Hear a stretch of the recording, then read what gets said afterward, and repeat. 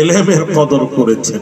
জি হ্যাঁ, তো আল্লামা বসিরহাটি হুজুর তিনিও চিন্তা করলেন, হাফিজুল হাদিস হয়ে চিন্তা করলেন আরেকটা জ্ঞান শিখতে হবে, আল্লাহ প্রদত্ত জ্ঞান ইলমে লাদুন্নি তাসাউফ শিখতে হবে। এই তাসাউফ শেখার জন্য ফুরফুরার পীর মুজাদ্দিদুজ জামান উলিল আমর আবু বকর সিদ্দিক আল কুরাইশি রাহমাতুল্লাহ আলাইহিকে মুর্শিদ গ্রহণ করে পীর গ্রহণ করে তাসাউফ শিখতে লাগলেন। কোন দরজায় পৌঁছেছিলেন একটু বলি। ফুরফুরার পীর জামানার মুজাদ্দিদ আল্লামা রুহুল আমিন বসিরহাটিকে নিয়ে গেছেন নোয়াখালী জেলায়, বাংলাদেশ। বড় বড় মাক্কি মাদানী বড় বড় আলেম ওলামা কাসেমি সব সকলের ধারণা হলো পীর মানেই হলো মূর্খ, এরা কিছু জানে না। তারা বলল ফুরফুরার পীরের বহু নাম শুনেছি, চলো আমরা একটু পীর পরীক্ষা করে আসি।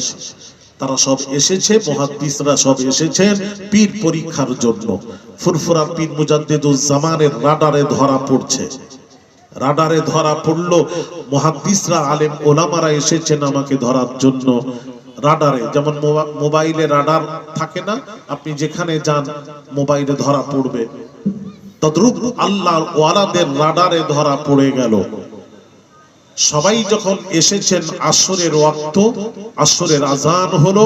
ফুরফুরার পীর মুজাদ্দিদুজ জামান বললেন, বাবা রুহুল আমিন, জি হুজুর, তুমি আসরের ইমামতি তুমি করবে। আল্লামা বসিরহাটি হুজুর কি করলেন, মুসাল্লায় দাঁড়িয়ে মাসলা বললেন, মাসআলা বললেন যে আমি মুসাফির, আমি কাসার করব, 2 রাকাতে সালাম ফিরাবো।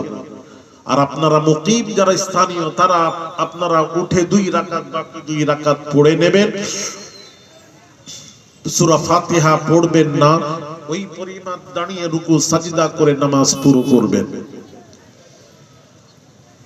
মাসআলা বলে দিলেন, সূরা ফাতিহা পড়া যাবে না।